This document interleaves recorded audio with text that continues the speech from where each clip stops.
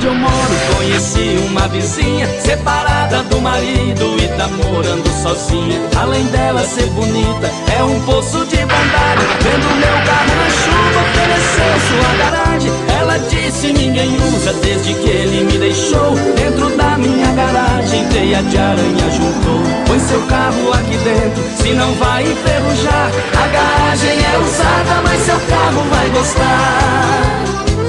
Põe o carro, tira o carro a hora que eu quiser. De garagem apertadinha, que doçura de mulher.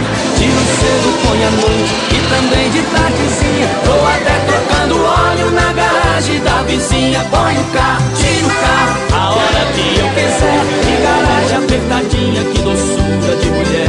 Tiro cedo, põe à noite e também de tardezinha. Tô até trocando óleo na garagem da vizinha.